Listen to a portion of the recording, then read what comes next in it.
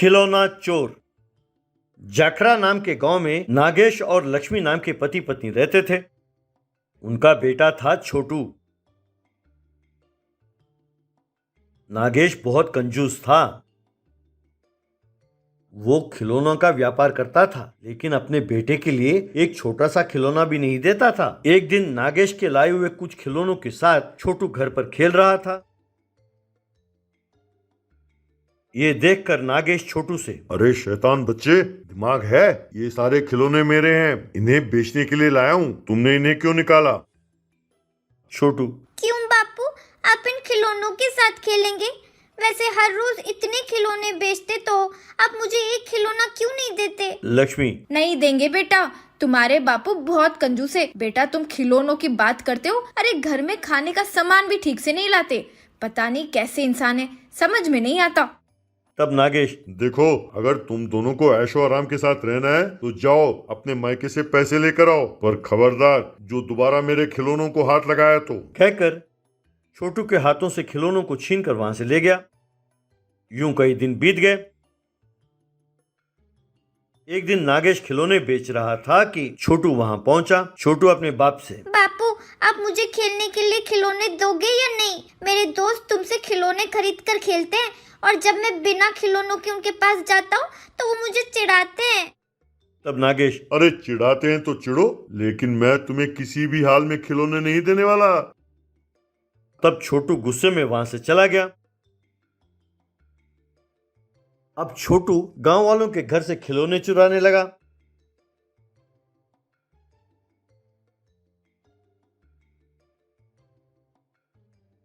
फिर उन खिलौनों को उसके बाप के बेचने वाले खिलौनों के साथ मिलाने लगा। नागेश ये सोचकर कि वो खिलौने वो खुद ही लाया, उन्हें बेचने लगा। यूं कई दिन बीत गए। एक दिन नागेश और छोटू खिलौनों की दुकान में बैठे हुए थे कि गब्बर नाम का गुंडा अपने बेटे के साथ उसके दुकान पर आया। गब्बर नागेश से, रोम भाई नागेश, लगता है पिछले जन्म में मैंने तुमसे कोई कर्ज लिया था, इसीलिए सबके पास मैं पैसे वसूल करता हूँ और तुम मुझसे पैसे वसूल करते हो। तब नागेश, भाई साहब, इस मामले में मैं बहुत खुशकिस्मत हूँ, वरना आप अपने बच्चों के लिए खिलौने खरीदने मेरे दुकान क्यों आते? आप वाकई ग्रेट हो। तब गब्बर, अरे क्या ग्रेट, पता नहीं आजकल मेरे बच्चों के खिलौने गायब हो रहे हैं, क्या करूं समझ में नहीं आता। नागेश, आप सही कह रहे हो भाई साहब, इससे पहले भी कई माँ बापों ने मुझसे यही शिकायत की है। पता नहीं वो खिलौनों का चोर कौन है, अगर वो मेरे हाथ लग गया उसे पकड़कर आपके पास ले आऊंगा। तभी गब्बर के बेटे ने दुकान में कुछ खिलौने देखे और, बापू, ये मेरे खिलौने हैं। ये नागेश चाचा खिलौने चोरी करके हमें बेचते हैं। तब गब्बर को बहुत गुस्सा आया। उसने नागेश को खूब पीटा। ये देखकर वहीं बैठा छोटू गब्बर से, अंकल जी, प्लीज मेरे बापू को ना मारो। वो खिलौना चोर बापू नहीं है, मैं हूँ।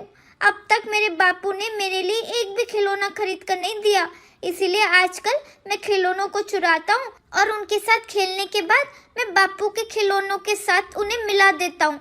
उसके बाद फिर नए खिलौनों के साथ खेलता हूँ। इसीलिए प्लीज अंकल, मेरे बापू को छोड़ दीजिए और चाहे तो आप मुझे मारिए। ये सुनकर गब्बर, क्या कहा बेटा? तुम्हारे पिताजी ने तुम्हारे लिए अब तक एक भी खिलौना खरीद कर नहीं दिया? बड़ी शर्म की बात है। फिर नागेश से, अरे कंजूस कमीने, अब से जो भी नया खिलौना लेकर आओगे अपने बेटे को दोगे, वरना तुम मुझे तो जानते ही हो, मैं फिर तुमसे भी हफ्ता वसूल करूंगा, तब तुम घर पैसे नहीं ले जा पाओगे। तब नागेश डर गया और, भाई साहब, ना भाई साहब, ऐसा ना करो, आप ऐसे फैसले ना लिया करो भाई साहब। अब से जो भी नया खिलौना लाऊंगा पहले इसे ही दूंगा भाई साहब। यूं कहते ही गब्बर वहां से चला गया।